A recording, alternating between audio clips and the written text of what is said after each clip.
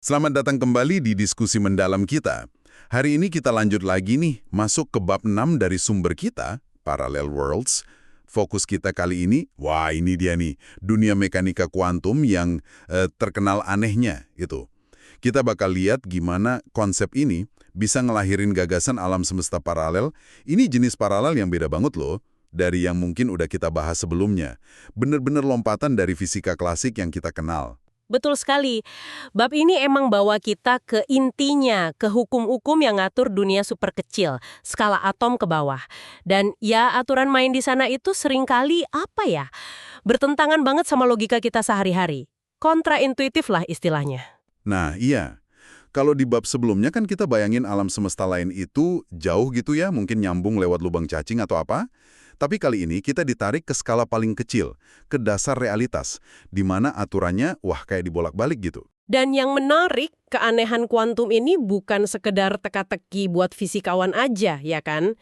Implikasinya itu, seperti yang dijelasin di sumber ini, bisa dalam banget. Termasuk, ya itu tadi, kemungkinan adanya realitas paralel yang lahir bukan dari skala kosmos besar, tapi dari pilihan-pilihan kuantum yang terjadi tiap saat. Ini benar-benar nantang konsep kita soal satu realitas tunggal. Oke, mari kita mulai dari perubahan paling dasarnya dulu. Dari fisika klasik, Newton, Einstein yang serba pasti itu, ke dunia kuantum yang penuh probabilitas. Sumber ini ngenalin fungsi gelombang, psi function. Nah ini apa sih sebenarnya? Bisa dijelasin dikit nggak? Oke, fungsi gelombang itu gampangnya gini, deskripsi matematis keadaan kuantum suatu sistem. Misalnya elektron lah. Tapi dia nggak ngasih tahu persis di mana elektron itu. Beda sama fisika klasik. Oh, jadi bukan posisi pasti gitu ya? Bukan. Lebih ke kayak peta probabilitas. Jadi kemungkinan kita nemuin elektron itu di mana kalau kita ukur. Sebelum diukur, elektron itu kayak ya tersebar aja dalam awan kemungkinan gitu. Jadi dia kayak ada di mana-mana sekaligus sampai kita lihat atau ukur. Ini nyambung ke konsep superposisi yang juga dibahas itu kan? Persis, superposisi ini salah satu pilar anehnya kuantum. Artinya, sebelum diukur, partikel itu bisa ada dalam kombinasi banyak keadaan sekaligus. Banyak keadaan, maksudnya gimana tuh? Ya, bisa di beberapa tempat barengan, atau punya beberapa level energi barengan. Nah, pas kita ukur, terjadi yang namanya keruntuhan fungsi gelombang, wave function collapse. Dari semua kemungkinan itu, sistemnya kayak milih satu aja. Milih satu keadaan yang kita amati itu ya? Iya, ini inti dari interpretasi Copenhagen yang lama banget dominan di fisika kuantum. Tapi ini kan bikin bingung juga ya. Apa sih pengukuran itu sebenarnya? Mesti ada orang yang ngelihat gitu? Atau cukup alat aja? Sumber ini nyinggung perdebatan seru soal ini kan? Apalagi Einstein, dia kayaknya nggak nyaman banget sama ide realitas yang acak dan bergantung pengamat ini. Banget. Einstein itu terkenal nggak sukanya sama ide ini, makanya dia sama fisikawan lain bikin eksperimen pikiran. Tujuannya ya buat nunjukin kelemahan atau keanehan teori kuantum ini. Salah satu yang paling terkenal ya kucing Schrödinger. Ah, iya, kucing yang di dalam kotak itu ya, yang nasibnya nggak jelas. Bisa diceritain lagi nggak versi sumber ini gimana? Tentu. Jadi si Erwin Schrödinger ini bayangin ada kucing di kotak tertutup rapat. Di dalamnya ada atom radioaktif, detektor Geiger, palu, sama botol racun. Kalau atomnya meluruh, nah ini kan kejadian kuantum, acak, detektornya aktif, palu jatuh, mecahin botol racun, kucingnya mati. Oke, kalau nggak meluruh? Ya kucingnya belum. Simple kan? Iya, logis. Terus masalahnya di mana menurut Schrödinger? Masalahnya di superposisi tadi. Sebelum kotak dibuka, sebelum diamati, atom radioaktif itu kan dalam superposisi. Udah meluruh dan belum meluruh, dua-duanya. Oke. Terus? Implikasinya, semua yang nyambung ke atom itu, di dalam kotak, detektor, palu, racun, dan kucingnya juga ikut superposisi. Artinya, secara teori kuantum, kucing itu ada dalam keadaan hidup dan mati sekaligus. Hah? Hidup dan mati barengan? Mana ada kucing kayak itu di dunia nyata? Gak masuk akal banget. Nah, itu dia poinnya Schrödinger. Dia pakai contoh gede ini buat nunjukin betapa absurdnya kalau aturan kuantum diterapin langsung ke benda sehari-hari. Einstein juga sama skeptisnya. Sumber ini kan ngutip pertanyaan dia yang nyindir itu. Apa kamu beneran percaya bulan baru ada kalau kamu lihat? Iya, iya. Mereka percaya realitas itu ya ada aja, nggak peduli diliatin atau nggak objektif gitu ya. Betul loh. Perdebatan pandangan ini puncaknya ya di konferensi Solvay 1930 itu. Antara Einstein sama Niels Bohr. Sumber ini cerita gimana Einstein terus coba cari celah di teori kuantum. Pakai skenario macem-macem. Tapi Bohr katanya sih selalu bisa nangkis. Malah kadang pakai teori relativitas Einstein sendiri buat bela prinsip ketidakpastian kuantum. Ini nunjukin betapa dalamnya sih tantangan kuantum ini. Oke, oke. Jadi kita punya paradoks kucing ini yang bikin pusing, bahkan sekelas Einstein. Nah, gimana cara keluarnya? Ada solusi nggak? Sumber ini bahas ide radikal dari Hugh Everett III. Ah iya, Hugh Everett. Waktu masih mahasiswa S3-nya John Wheeler, dia ngusulin solusi yang, wah, beda banget. Namanya interpretasi banyak dunia, Many Worlds Interpretation, MWI. Intinya, dia nolak ide keruntuhan fungsi gelombang tadi. Ditolak. Terus gimana dong pas ada pilihan kuantum itu? Kayak atom meluruh atau enggak tadi? Menurut Everett, nggak ada satu pilihan yang diambil di satu alam semesta. Tapi semua kemungkinan hasil itu beneran terjadi. Semua? Maksudnya? Iya, semua. Masing-masing terjadi di cabang alam semesta sendiri yang kepisah. Jadi, pas atom radioaktif tadi milih meluruh atau enggak, alam semesta kita ini secara harfiah mecah jadi dua. Satu di mana atomnya meluruh, kucingnya mati. Satunya lagi atom nggak meluruh, kucingnya hidup. Tunggu. Jadi nggak ada kucing setengah hidup setelah mati, yang ada cuma kucing mati di satu dunia dan kucing hidup di dunia lain. Dua-duanya nyata. Wah, gila sih ini. Berarti ada versi lain dari kita dong yang ngambil pilihan beda di setiap momen kuantum. Ya, itu konsekuensi logis dari MWI. Emang bikin kepala puyeng mikirinnya. Tiap kejadian kuantum, sekecil apapun, itu terus-terusan bikin cabang realitas baru. Jumlahnya ya nggak kehitung. MWI ini secara matematis lebih simpel sebenarnya, nggak perlu mekanisme runtuh tambahan. Tapi ya itu, harganya kita mesti terima ada banyak banget alam semesta paralel. Tapi kalau dunia-dunia ini nyata, kok kita ngerasainnya cuma satu aja ya? Nggak ada gitu efek dari dunia paralel lain? Sumber ini nyebutin penjelasan lain nih, yang katanya lebih populer sekarang. Dekoherensi. Bener.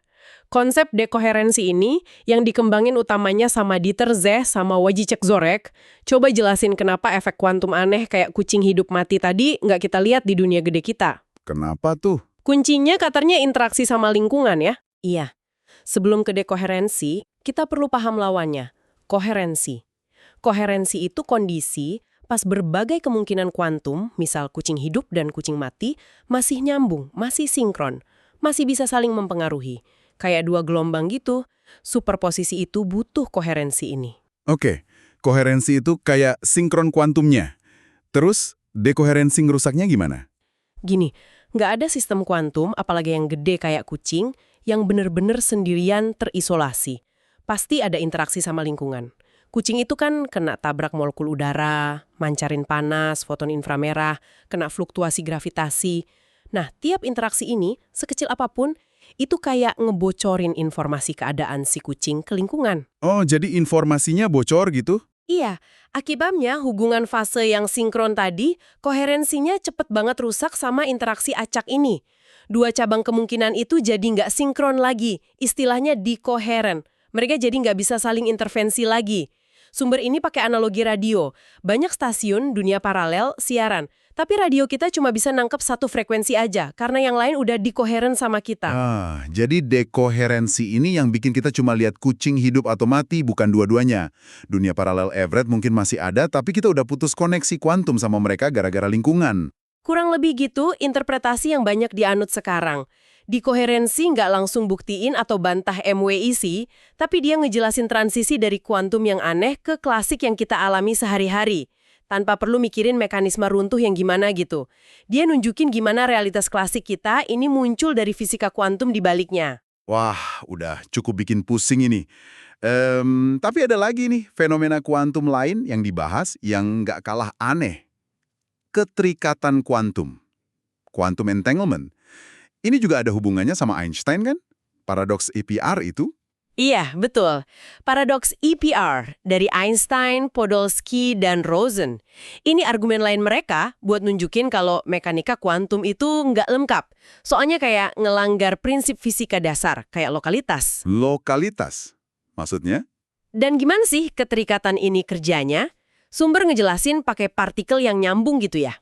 Gampangnya gini, bayangin kita bikin dua partikel barengan, misalnya foton, dalam satu proses. Nah, keadaan kuantum mereka itu jadi saling terkait erat. Contohnya, misal total putaran spin keduanya harus 0.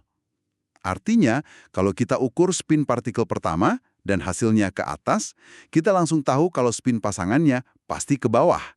Biar totalnya tetap 0. Langsung tahu, seketika. Meskipun partikel kedua itu udah jauh banget di galaksi lain gitu misalnya. Secara teori iya, pengukuran di satu partikel kayak langsung nentuin hasil di pasangannya. Nggak peduli jaraknya. Ini yang Einstein sebut agak nyindir ya, aksi seram dari kejauhan. Spooky action at a distance. Serem ya kedengarannya. Buat Einstein ini aneh. Karena kayak ada komunikasi super cepat. Lebih cepat dari cahaya. Nggak sesuai sama relativitas dan prinsip lokalitas. Pengaruh cuma dari sekitar. Iya, itu yang bikin dia nggak srek. Tapi beneran ada nggak sih aksi seram ini? Udah dibuktiin gitu? Udah, eksperimennya banyak banget, terutama yang ngikutin teorema Bell.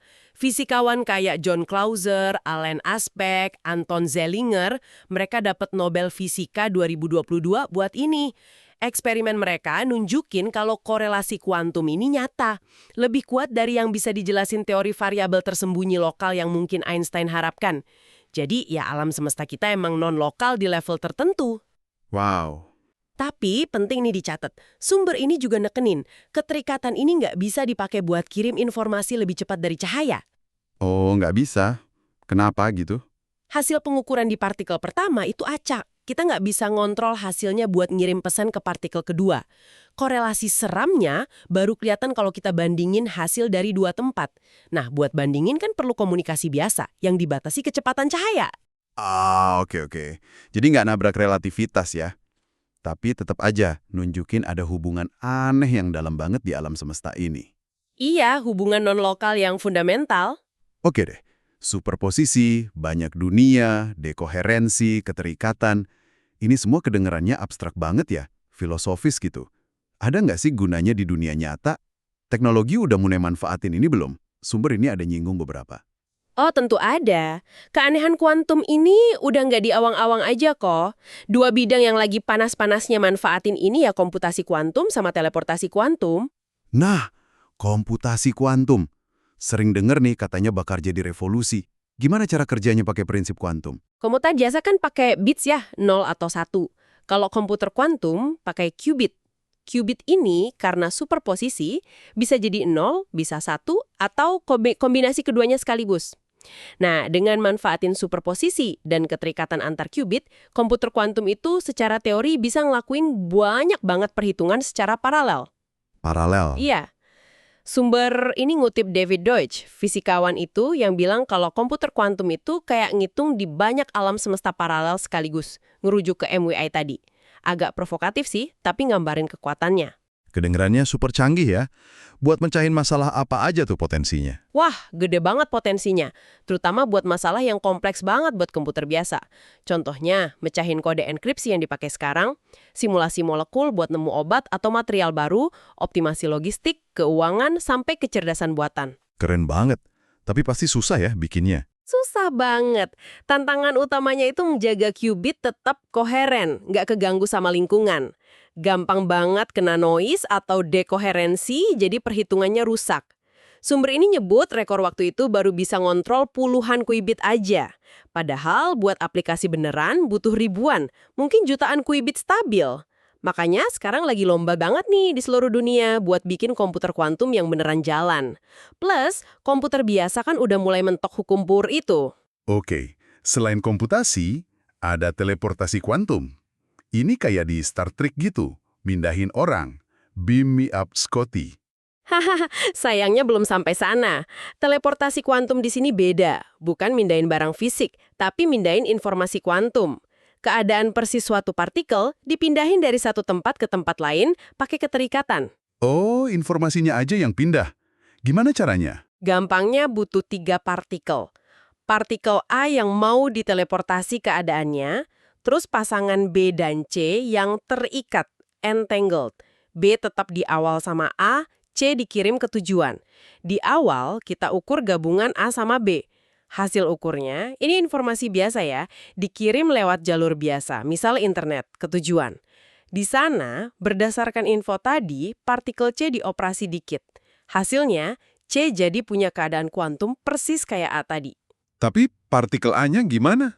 Nah, pas pengukuran di awal tadi, keadaan asli A itu hancur. Jadi bukan cloning ya, tapi transfer keadaan. Dan lagi-lagi, perlu kirim info biasa. Jadi kecepatannya ya dibatasi kecepatan cahaya. Ini udah pernah dicoba katanya, pakai foton lewat serat optik beberapa kilo, bahkan sama atom di lab. Gunanya nanti mungkin buat komunikasi kuantum super aman, atau bikin jaringan komputer kuantum. Oke, jadi jelas ya. Mekanika kuantum ini bukan cuma teori aneh doang, tapi udah mulai ngebuka teknologi baru juga.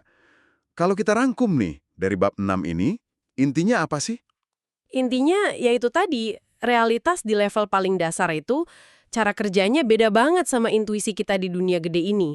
Konsep kayak superposisi, keterikatan, terus kemungkinan dunia yang mecah, MWI, atau kepisah karena dekoherensi, semua itu nantang banget asumsi kita soal ruang, waktu, sebab akibat, bahkan apa artinya ada itu sendiri.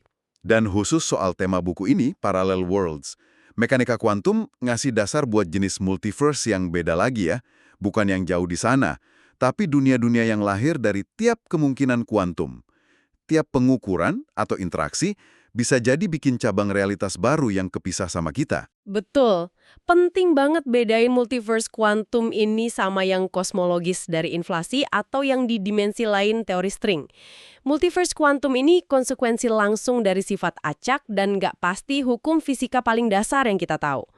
Jadi ngerti bab ini tuh kunci buat paham salah satu argumen terkuat, sekaligus teraneh, soal kemungkinan adanya dunia paralel. Benar-benar bikin kita mikir ulang soal realitas ya? Pasti.